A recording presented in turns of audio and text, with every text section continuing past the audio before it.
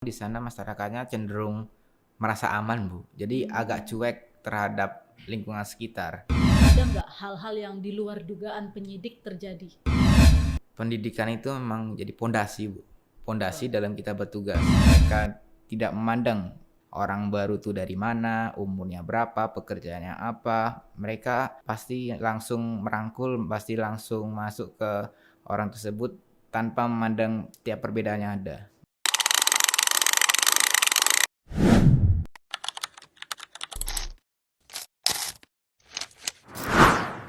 Assalamualaikum warahmatullahi wabarakatuh. Selamat datang di podcast Diklat Reserse. Sahabat Sidik Sakti Indra Waspada, pada kesempatan kali ini kita akan berbincang-bincang santai dengan narasumber istimewa kita, di mana beliau ini merupakan praktisi langsung penegakan hukum di Indonesia sebagai penyidik Polri, dan hari ini beliau akan sharing cerita pengalaman beliau baik di saat bertugas ataupun saat pendidikan. Pada kesempatan kali ini telah hadir bersama kita Bapak Ibda Prima Adnan Syafi'i STRK yang saat ini menjabat sebagai Kanit 1 Satreskrim Polres Indragiri Hilir Polda Riau. Terima kasih telah hadir bersama kami Bapak. Siap, Ibu. Pak Prima, sebelum masuk ke cerita kasus, mungkin bisa di-share bagaimana sih ceritanya tentang perjalanan Bapak hingga akhirnya bertugas di satuan saat ini, serta bagaimana kondisi di wilayah hukum Bapak. Terima kasih Bu Ratu. Kalau dibicarakan dari awal saya masuk polisi itu Bu Ratu, saya udah mengenal dunia kepolisian tuh sebenarnya dari sejak masuk SMA Bu Ratu. Jadi waktu saya masuk SMA, kebetulan kan SMA saya juga di SMA semi militer di Tarunan Nusantara. Di situ saya udah agak kenal dengan dunia-dunia militer, dunia kepolisian, dan Oke. kebetulan juga abang saya itu udah dinas duluan Bu. Jadi Oh. kebetulan abang saya juga polisi, Hmm. makanya saya lihat abang saya tuh jadi termotivasi gimana kerennya abang saya, gimana baiknya abang saya kepada masyarakat kan dalam menyelesaikan kasus. Makanya saya termotivasi untuk meniti karir di kepolisian ini, Bu. Kemudian Oke. untuk setelah menjalani pendidikan 4 tahun di Akademi Kepolisian, saya alhamdulillah dapat penempatan di Provinsi Riau, Bu. Tepatnya di Polda Hmm. Riau.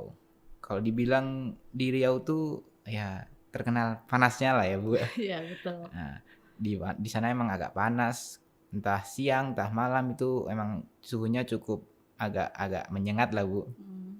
Tapi kalau dibilang dari karakteristik masyarakatnya di sana itu baik-baik sekali, Bu. Di sana welcome sekali, mereka tidak memandang orang baru tuh dari mana, umurnya berapa, pekerjaannya apa. Mereka pasti langsung merangkul, pasti langsung masuk ke orang tersebut tanpa memandang setiap perbedaannya ada. Jadi toleransinya di sana memang sangat tinggi, Bu. Oke, ya memang betul sih Pak. Saya waktu itu pernah sekali datang ke Riau untuk dinas juga, dan saya dengar itu di Riau tuh hanya ada 2 musim. Jadi adanya musim panas dan juga musim panas banget. Betul Jadi sekali, Bu. memang sangat menyengat ya Iya, suhunya Bu. di sana. Apalagi waktu musim kemarau itu kan, Bu. Oh iya, Asyik. betul sekali. Pak Prima, sebagai seorang penyidik Polri nih, tentu banyak sekali dinamika ataupun tantangan yang Bapak hadapi dalam pengungkapan kasus. Bisa diceritakan sedikit apa sih motivasi Bapak sebagai penyidik Polri, apalagi ketika sedang menghadapi kendala-kendala ataupun sedang di titik jenuh sebagai penyidik. Apa sih motivasinya? Kalau motivasi ini sebenarnya intinya tuh ada dua saya, Bu. Yang pertama tuh motivasi ibadah, Bu. Kan kita udah mendapatkan rezeki, diberikan amanah di kepolisian ini, ya kita menjalani tanggung jawab itu harus dengan sepenuh hati, Bu. Jadi walaupun capek, walaupun lelah, kalau memang itu diniati ibadah, pasti nggak ada capeknya, Bu. Betul. Kemudian yang kedua, motivasi saya yaitu dari orang tua, Bu. Orang tua saya sudah membesarkan saya, mendidik saya. Tak elok lah nampaknya kalau udah dibesarkan dengan baik sampai saya jadi seperti sekarang ini. Tapi malah nanti saya ada dikit permasalahan aja mengeluh, dikit-dikit aja capek. Harus tetap termotivasi biar bisa membanggakan orang tua yang udah mendidik dan membesarkan saya, Bu. Itulah motivasi saya, Bu. Oke. Menurut Bapak nih, apa sih nilai penting yang harus dimiliki oleh setiap anggota kepolisian untuk menghadapi perkembangan zaman saat ini? Kan kita tahu ya, perkembangan teknologi, sosial media itu sangat berkembang pesat, dan kita tidak memungkiri bahwa banyak sekali hal-hal negatif yang bisa kita terpapar ke Iya, anggota kepolisian. betul, Bu. Ada nggak sih nilai yang menurut Bapak menjadi nilai dasar kepada anggota polisi untuk menjadi benteng dari hal-hal negatif tersebut? Kalau menurut saya ya Bu, nilai-nilai itu tuh sebenarnya udah dikenal Bu dari awal kita memang memutuskan untuk masuk Polri, dari awal kita menjalani pendidikan, itu pasti udah kita kenal dan kita hafalkan setiap hari Bu, yaitu nilai-nilai dari Tribata dan Catur Prasetya Bu. Di situ sudah mencakup semuanya Bu. Kalau memang itu sudah dipegang teguh oleh anggota Polri, mau itu digempur oleh budaya asing, budaya setempat sini, ada pengaruh apalah dari globalisasi, nanti pengaruh dari Gen Z lah, Oh, itu betul. ya kan sekarang udah ramenya kan Bu Gen Iya. Z itu Bu. Nah, kalau emang itu udah dipegang Bu, pasti bisa menjadi anggota kepolisian yang profesional dan berintegritas Bu. Oke, ya saya setuju juga. Memang catur prasetya dan tribrata itu merupakan nilai penting yang harus dimiliki oleh setiap anggota Polri ya Pak ya. Betul sekali Bu Ratu. Nah, dari perjalanan panjang Bapak yang sudah Bapak sharing barusan, ada nggak sih satu kasus yang sangat berkesan, di mana entah itu berkesan dalam pengungkapannya atau hasilnya? Ada nggak Pak? Bisa di-sharing? Ada sih Bu. Kemarin waktu saya baru sekitar 2 bulan Bu menjabat sebagai Kanit 1 Bu, ada kejadian pecah kaca mobil itu Bu. Oh, Jadi modusnya itu Bu, tersangka itu menunggu di bank. Jadi hari sebelumnya itu tersangka sudah muter Bu di kabupaten sebelah. oh Sudah gitu. standby menunggu di bank, berpura-pura jadi klien Bu, jadi nasabah, menunggu ada yang mengambil uang dalam jumlah banyak. Tapi waktu di kabupaten sebelah itu di Indragiri Hulu nggak dapet Bu. Makanya Oke. keesokan harinya pelaku-pelaku itu berangkat menuju ke wilayah Polres kami Bu, di Polres Indragiri Hilir. Nah, waktu itu saya ingat banget Bu, kejadiannya tuh sebelum Jumatan Bu. Mm-mm. Jadi korban ini mengambil uang untuk persiapan berangkat umroh Bu. Berangkat umroh dari Bank BRI, dan kebetulan di situ dua pelaku itu sudah memantau dari nasabah itu mengambil uang, menunggu sampai naik mobil Bu. Oke. Nah, begitu nasabah yang mengambil uang tuh korbannya naik mobil, diikutilah oleh dua orang itu Bu, menggunakan motor Bu. Hmm. Kebetulan nasabah itu kan muslim Bu. Beliau Iya. tuh mau beli sandal di toko yang dilewatinya Bu, untuk persiapan sholat Jumat. Nah, Oke. ketika itulah Bu, begitu kendaraan berhenti, mobilnya berhenti, Mm. beraksilah dua pelaku itu Bu. Langsung satu orang eksekutornya itu membawa alat Bu. Jadi ada alatnya, pemecah tuh kayak semacam pena Bu. Oh, Jadi pena. pena itu kalau nanti ditekan, Mm. itu bisa langsung retak kaca-kaca Bu. Kaca Oke. mobilnya itu langsung retak, kemudian gampang kalau udah retak kan langsung didorong. Betul. Langsung didorong, langsung terhempas. Nah, disitulah diambillah uang yang hasil nasabah itu menarik dari Bank BRI. Hmm. Kerugian waktu itu mencapai 150 juta Bu. Oh, banyak juga ya. Iya Bu, soalnya itu persiapan buat berangkat umrah Bu. Oh iya betul Pak. Iya. Terus ada nggak sih ketika dalam mengungkapkan kasus tersebut, ada nggak hal-hal yang di luar dugaan penyidik terjadi? Hmm. Ada sih Bu. Apa tuh? Keduaan kami kan memang itu kejadian langka Bu di Polres kami. Oh, Karena memang di Polres kami terkenalnya kondusif dari kejadian-kejadian perampokan ataupun curat seperti pecah kaca, modus-modus begal, itu di Polres kami jarang sekali Bu kejadian. oh jarang ya. Iya Bu, makanya begitu ada seperti itu langsung jadi atensi Bu dari Kapolres untuk segera Oke. mengungkap.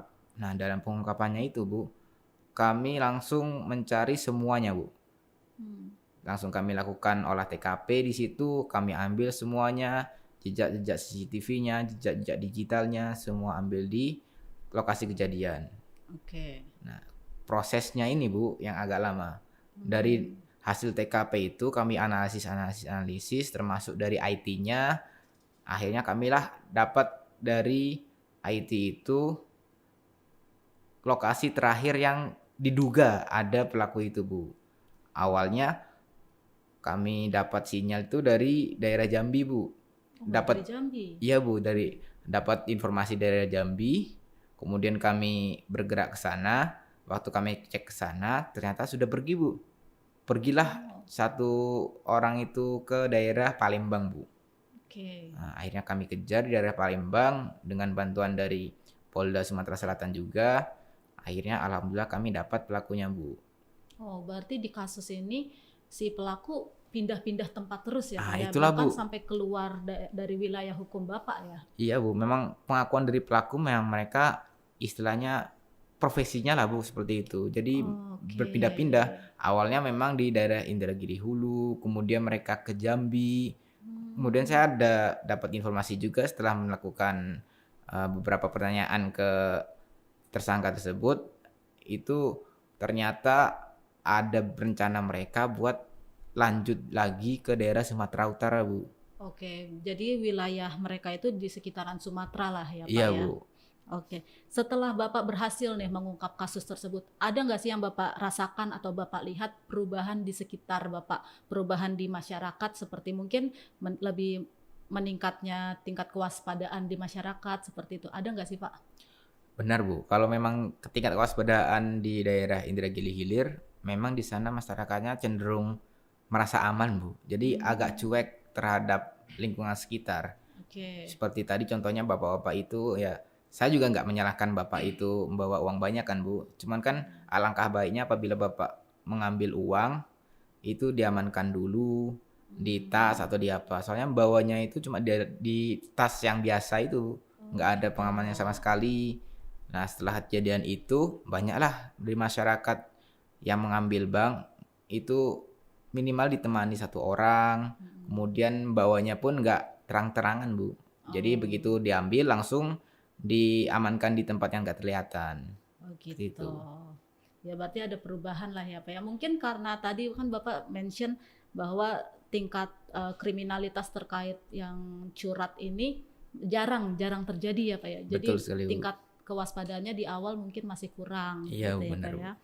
Nah, kita tahu nih Pak bahwa pendidikan di lembaga-lembaga kepolisian ini menjadi pondasi penting. Menurut Bapak sejauh mana sih pengetahuan dan keterampilan yang diperoleh di lembaga pendidikan khususnya di Klat Reserse bisa mendukung pelaksanaan tugas Bapak di wilayah? Kalau dari saya, Bu, pendidikan itu memang jadi pondasi, Bu. Pondasi Betul. dalam kita bertugas. Jadi, waktu kita menjalani pendidikan, memang itu ilmunya istilahnya kayak ilmu teori aja, Bu. Hmm. Cuma nanti waktu kita akan praktekkan di lapangan, teori itulah yang kita gunakan, Bu. Entah itu teori dari diklat, dari buku, itu semua kita gunakan. Jadi kalau memang ditanya bagaimana pengaruhnya dari materi-materi yang didapatkan di pendidikan, itu pasti sangat berguna, Bu, di lapangan.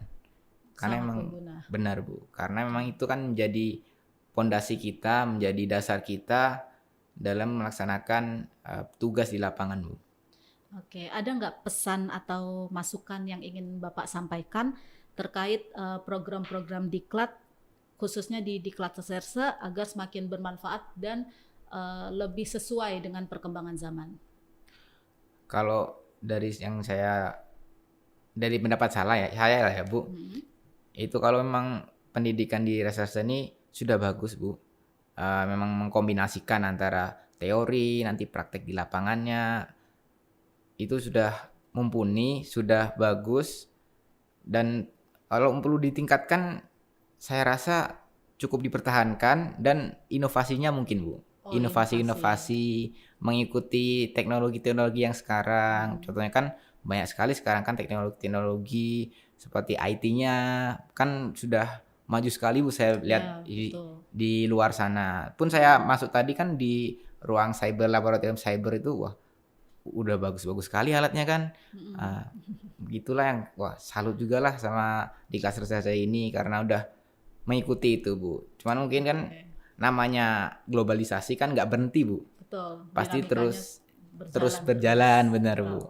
Pasti harus diikuti, mungkin itu saja Bu, diikuti perkembangannya, Mhm. perkembangan dari perkembangan-perkembangan teknologi lah, budaya lah, nanti baru diaplikasikan untuk memberikan pembelajaran kepada Serdik Bu.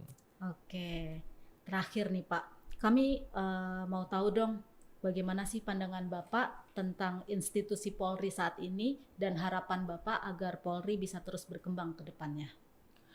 Pandangan saya ke institusi sih memang mungkin, banyak sekali lah yang, agak ke kasus-kasus viral seperti itu Bu. Cuman dari pandangan saya, eee, tugas dari sebagai polisian tuh tetap harus dijalankan Bu. Ya. Jadi untuk rekan-rekan yang mungkin masih di wilayah melaksanakan pekerjaan, jangan sampai terpengaruh.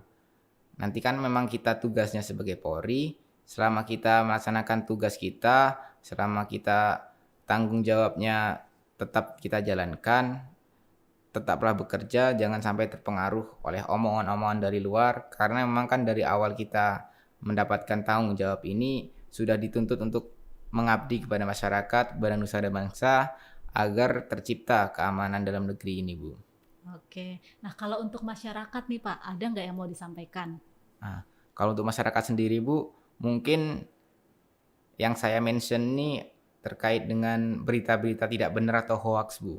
Oke. Mungkin masyarakat bisa lebih menyaring dan mengklarifikasi berita-berita yang beredar, jangan sampai cepat percaya, jangan sampai cepat terprovokasi. Jadi ketika ada berita yang masuk, berita yang diterima, kita harus klarifikasi tentang kebenaran berita tersebut dulu, Bu. Ya. Jadi mungkin banyaklah berita-berita hoaks di luar sana, tapi kalau memang dari kita bisa memfilternya, menyaringnya, pasti nanti berita-berita hoaks itu pun tidak akan memecah belah kita, Bu. Tidak akan terpengaruh oleh masyarakat juga, Bu. Ya, itu sebenarnya efek dari kemajuan teknologi Teknologi, ya, Pak ya. betul sekali, Kembali Bu. lagi ke kemajuan teknologi. Siap, Bu. Ya, terima kasih banyak Pak Prima atas cerita dan inspirasinya hari ini. Semoga pesan-pesan yang Bapak sampaikan menjadi semangat bersama untuk terus mendukung Polri dalam menjaga keamanan dan ketertiban di masyarakat. Siap, Bu Ratu. Sampai jumpa di podcast berikutnya. Tetap jaga keamanan, tetap waspada, dan mari bersama-sama mendukung Polri untuk menjadi lebih baik dan terus berkembang. Sampai jumpa.